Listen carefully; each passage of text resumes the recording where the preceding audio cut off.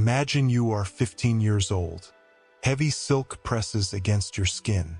It is stitched with gold thread, too tight around your ribs, too warm for the season. The women around you smile softly, adjusting your sleeves, fixing your hair, whispering that today is important, that today is the day your life truly begins.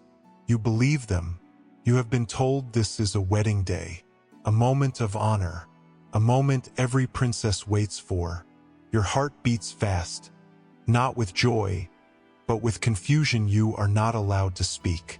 For months, you have been trained to stay silent. Questions are dangerous. Fear must stay hidden.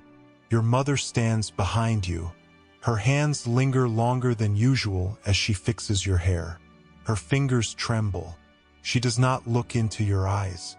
Not because she does not love you, but because if she does, she might break. And if she breaks, the entire world you live in will pretend not to see it. The doors open. You step forward, expecting music, laughter, celebration. Instead, the doors close behind you with a sound that does not echo like joy, but like control. This is not a wedding chamber. The women inside are not guests. They do not smile.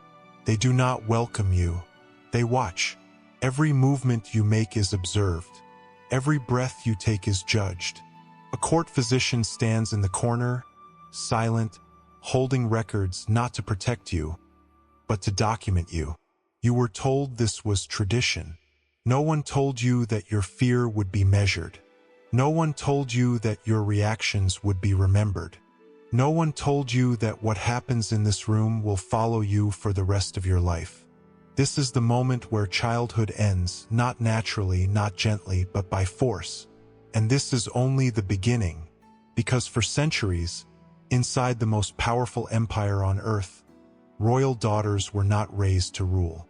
They were raised to obey.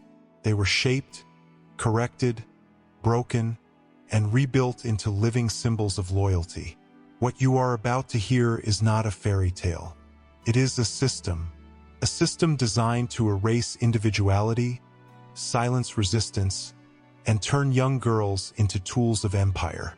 And once you enter it, there is no way out. Stay with us till the end for valuable insights. Like, subscribe, and share to support the channel. The Ottoman Empire was one of the most powerful empires the world had ever seen. For more than 600 years, it stretched across 3 continents. Its armies marched through Europe, Asia, and Africa. The ships controlled the seas. Its rulers were feared, respected, and obeyed by kings and queens far beyond their borders. From the outside, the empire looked strong, rich, and unshakable. But inside its walls, there was another reality. Inside the great palaces of Istanbul, behind high stone walls and guarded gates, lived a world few people ever saw. This world was ruled not by battles or swords, but by silence, rules, and constant control. It was a world where even royal blood could not protect you, especially if you were born a girl. In the Ottoman system, princesses were not raised like ordinary children. From the moment they were born, their lives belonged not to themselves but to the state. They were not seen as daughters first. They were seen as future guarantees, living agreements, tools meant to secure loyalty and prevent rebellion. Love was not part of their destiny. Choice was not part of their future. A princess's body and behavior were considered property of the empire. One day, she would be given in marriage to a powerful man, not because she cared for him, but because the empire needed him loyal. Through her obedience, political bonds would be sealed. Through her silence, power would be maintained. And so, childhood for an Ottoman princess was not a time of freedom. It was preparation. From an early age, these girls were surrounded by teachers, servants, and guards. On the surface, their lives looked beautiful. They lived among gardens, fountains, poetry, music, and fine clothes. They studied reading, writing, religion, and etiquette. Outsiders imagined them as lucky, wrapped in luxury, protected from hardship. But luxury was just another form of control. Every step a princess took was watched. Every word she spoke was corrected. Every emotion she showed was judged. She learned early that curiosity was dangerous, that asking why could bring punishment, that silence was safety. The most important lesson was obedience. Obedience to elders, obedience to rules, obedience to fate. Unlike boys of the royal family who were trained to rule or command armies, girls were trained to surrender. Their value did not come from what they could achieve, but from how well they could disappear into the role chosen for them. And the cruelest part was this: many enslaved women in the palace had more freedom than the princesses themselves. Concubines, though trapped, could rise through favor. Some could gain influence. Some could even secure their children's future. But a princess could not escape her role. She was born already promised. The empire did not ask if she was ready. It only asked when it was time. And when that time came, the transformation would begin. Not with kindness, not with comfort, but with a process designed to erase the girl she had been. Long before the wedding day arrived, something changed. It was not announced. No one explained it. But the princess felt it in the way the palace grew quieter around her. Doors closed more often. Conversations stopped when she entered a room. Familiar faces became distant, careful, controlled. This was the beginning of the silence. The empire believed that silence prepared the mind for obedience. Words create thought. Thought creates doubt. And doubt was dangerous. So the princess was slowly taught not to speak unless spoken to, not to ask questions, not to express fear, sadness, or confusion. At first, it felt temporary. She was told it was part of tradition, part of growing up, part of becoming worthy of her future role. Every correction was gentle at the beginning. A raised eyebrow, a pause, a warning look from an older woman. Then the silence became a rule. If she spoke too much, she was sent away from others. If she spoke out of turn, she was denied meals. If she asked why, she was reminded of her duty. The palace women who once laughed with her now spoke in formal tones. They no longer treated her as a child. They treated her as something being prepared. Her mother noticed everything. She noticed the way her daughter's voice softened, the way her steps grew careful, the way her eyes searched rooms before she spoke. But the mother did not intervene. Not because she did not care, but because she could not. In the Ottoman world, even a powerful mother had limits. To interfere was to question the empire itself. And questioning the empire never ended well. Instead, the mother stayed close in small ways. A hand resting a moment longer on her daughter's shoulder. A quiet prayer whispered at night.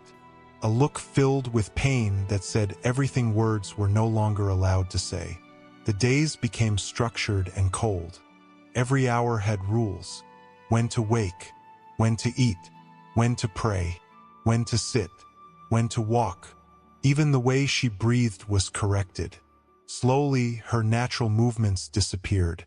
She no longer moved freely. She moved correctly. Silence did something else too. It made fear louder. At night, alone in her room, the princess replayed every correction in her mind. Every mistake, every look of disappointment. She began to judge herself before others could. This was exactly what the system wanted. Obedience that came from inside. The palace did not need to shout. It did not need chains. It created a world where the girl learned to control herself more harshly than any guard ever could. And as the wedding approached, the silence deepened. The laughter was gone. The innocence was gone. The child was disappearing. She was learning the most important lesson of all. What you feel does not matter. What you want does not matter. Only your role matters. And soon, even that role would be tested. The training did not begin suddenly. It began like everything else in the palace, quietly. One morning, the princess was taken to a new chamber she had never entered before. The room was large but empty, its walls covered with dark fabrics. There were no windows, no decoration meant for comfort, only space. She was told to stand in the center of the room. Around her stood older women. They were not cruel. They were not kind. They were precise. These women had done this many times before. They knew exactly what was required, and they had no reason to question it. This was where the body was taught obedience. The first lessons were about posture, how to stand without pride, how to lower the head at the correct angle, how to keep the hands folded, not too high, not too low. Even the position of her feet mattered. A step taken too wide, too fast, or too confident brought immediate correction. There were 18 different forms of bowing. Each one had a meaning. One was for greeting elders. One was for serving food. One was for receiving orders. One was for apology. One was for submission. The princess had to learn them all. She practiced for hours, day after day. Her muscles burned. Her back ached. When she grew tired, she was reminded that fatigue was weakness, and weakness was shameful. Mistakes were not tolerated. If her head lifted too high, she started again. If her hands trembled, she repeated the movement until they stopped. If she hesitated, the lesson lasted longer. Walking was no longer natural. She was taught to walk slowly, measured, controlled. Each step had to be the same length. Her eyes had to remain lowered. She could not turn her head unless given permission. Movement became performance. Performance became habit. But the training did not stop with the body. Speech was next. Her words were reduced to a small set of approved phrases. Expressions of gratitude, apologies, simple answers. She was forbidden from speaking freely, forbidden from explaining herself, forbidden from expressing emotion. When she slipped, when a natural reaction escaped, there were consequences. Isolation, silence, humiliation in front of others. The goal was not pain. The goal was erasure. The girl she had been, the one who laughed, questioned, wondered, had no place in this world. The empire did not need a thinking daughter. It needed a controlled one. Slowly, something changed inside her. She stopped reacting. Her face became calm, even when she was frightened. Her body moved automatically. Her thoughts grew quiet, then distant.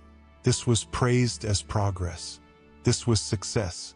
And yet, beneath that calm, something fragile was breaking. The training had not made her strong.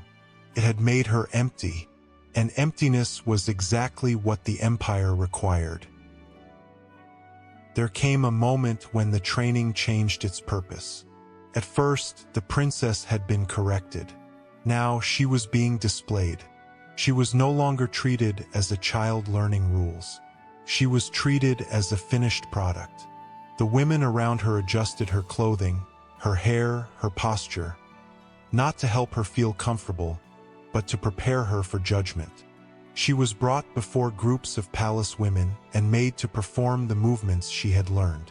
The bows, the controlled walk, the lowered gaze. Each gesture was watched closely. Mistakes were noted. Silence filled the room as she moved, as if everyone feared breaking something fragile. In those moments, the princess understood something terrifying. She was no longer being trained to live. She was being trained to represent. Her body, her silence, her obedience. These were no longer personal traits. They were symbols, proof that the system worked, proof that the empire could shape even its own daughters into perfect instruments of control. Her mother was sometimes present. She sat still, her face unreadable, but those who watched closely could see the tension in her hands, the effort it took to remain composed, the price she paid to remain silent, because this ceremony did not belong to mothers. It belonged to power. The princess was now spoken about, not to her. Decisions were made around her, over her, without her voice ever entering the room. Her future husband was discussed as a title, a rank, a strategy. She listened as if listening to a story about someone else, because in a way it was. Her name remained, but her identity faded. She became the bride, the daughter, the symbol of loyalty. Every detail of her appearance was controlled. The clothes she wore restricted her movements. The jewelry carried weight, pressing against her skin. Beauty itself became another form of restraint. The palace praised her silence. They called it dignity. They called it grace. They called it honor. But silence was not chosen. It was enforced. Inside, fear remained. Confusion remained. Grief remained. But these emotions had nowhere to go. They had been trained out of expression. So they stayed buried, pressing deeper with each passing day. This was how transformation was completed, not by breaking the body openly, but by separating the mind from the self.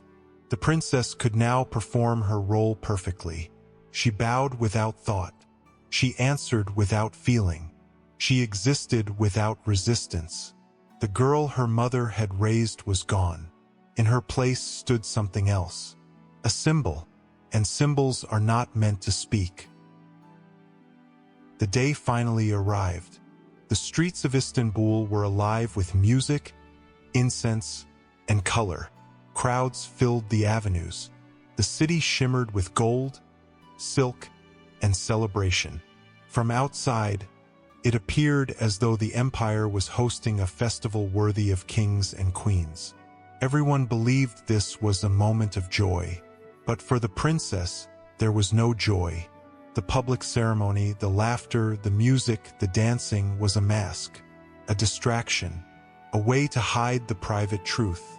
She moved among the guests, smiling when required, bowing when required, but inside, her heart was silent. Her mind was distant. She had been trained to survive this day by observing, obeying, and imagining herself as someone else entirely. Once the public celebrations ended, she was escorted to the inner pavilion. The building was isolated, deep within the palace gardens. Its walls were high, its doors sealed. No laughter echoed here, no music, only the sounds of her own footsteps, measured and careful. This was the chamber where obedience was tested in its most intimate form. Here, the princess would meet her husband, a man chosen not for love, but for strategy. A man older, seasoned, trained to command, prepared to assert authority. He had learned not to welcome her with warmth, but to dominate the space, to ensure there would be no resistance. Every detail of the ceremony was controlled. The rooms were designed to disorient. Low lights, strategically placed mirrors, soft perfumes, and the gentle pressure of silk and jewelry all served one purpose: to shape her responses before she even spoke or moved. Her body, already disciplined, was expected to act within the boundaries carefully drawn by generations of palace ritual. When she entered the inner chambers, she realized the full weight of what had been done to her. The girl who once wondered about the stars, who debated with tutors and dreamt of distant lands, no longer existed. She moved as instructed. She breathed as instructed. She spoke only when permitted. Even her thoughts were watched indirectly. The palace had trained her to observe herself, to correct herself before any mistake could be noticed. Her mind had become a mirror of obedience, reflecting the rules rather than her desires. And when her husband approached, she felt no fear of him. Fear had been replaced by emptiness.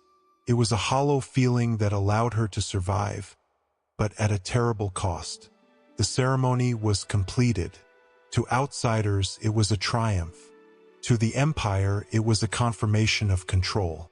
To the princess, it was a final erasure of choice. She had become what the palace had prepared her to be: compliant, silent, and present only in service of the empire's designs. But the cost was invisible. Her body continued to live. Her voice could still form words. Her mind could still think. Yet the core of herself, the curious, intelligent, alive girl, had been suppressed beneath layers of ritual, obedience, and careful monitoring. And she knew that, from this day forward, the empire would watch her every step, every word, every thought. Her life was no longer hers. It was a story written by generations of rules and expectation, one she could not escape. The years passed, but the memory of that day never faded. The princess lived within the palace walls, surrounded by luxury, comfort, and endless ceremony. Outsiders might have thought she was fortunate, adorned in jewels, walking through gardens, attending banquets. But the girl who had once dreamed of stars and poetry had vanished, leaving only a hollow, obedient presence. Even daily life was a reminder of the empire's control. Her meals were measured, her clothing chosen by others. Every gesture was expected to reflect grace and loyalty. Her voice, once full of curiosity, now spoke only when necessary, in approved phrases. Silence had become both armor and prison. At night, when the palace was still, she would sometimes remember fragments of the girl she once was. A thought about the sky, a question she had never asked, a song she had sung quietly in the garden. These memories rose and fell like shadows, brief and untouchable. Her mother, too, carried the weight of what had been done. There were moments when her eyes betrayed sorrow that could not be spoken. But the rules of the palace and the empire demanded that mourning remain hidden. Even grief had to be obedient, and so life continued, calculated, ritualized, and controlled. The empire demanded appearances. Guests and officials came and went. Banquets were held. Ceremonies repeated. The princess moved through each as though performing a role in a play. Her emotions were carefully measured, her responses trained, her mind a disciplined instrument of survival. The man she had married, once a stranger and now a companion in title only, kept his distance. In public, they appeared united. Behind closed doors, the union was mechanical, neither fully present. Both trapped by the system that had brought them together. Over time, the princess learned another truth. Obedience could protect, but it could not heal. The girl inside her remained silent, locked away. No therapy, no comfort, no ritual could restore what had been erased. Her brilliance, curiosity, and voice were memories now, more precious for their absence than any gift the empire could bestow. Her life became a shadowed example for the next generation. Other young princesses would be trained, disciplined, and reshaped just as she had been. They, too, would learn that survival meant obedience, that individuality was dangerous, and that the empire's needs always came first. Yet, even in the darkness, small acts of quiet resistance persisted. A gaze held a little too long, a thought not entirely silent, a memory of freedom tucked into a corner of the mind. These were tiny sparks, fragile, almost invisible, but they reminded the princess, if only fleetingly, that the human spirit could never be fully erased. In the end, the shadow she carried was both a curse and a proof that even in the most meticulously controlled world, the inner self could not be completely destroyed. It lingered in silence, in absence, and in the unspoken truth of what she had once been. Her story became a testament that empires could take names, titles, and appearances, but the core of a person, the part that dreams, questions, and feels, was never entirely lost. It may be buried, disciplined, and silenced, but it remains, waiting in the shadows for recognition. And so, even centuries later, when we study the grand halls, the silks, the gold, and the ceremonies, we must remember the cost hidden beneath. The daughters who were never allowed to speak, who were trained to obey, and who lived and sometimes died without the freedom to be themselves. Because history, no matter how grand, always carries shadows. And some of those shadows are the stories of the ones who could not survive the weight of power.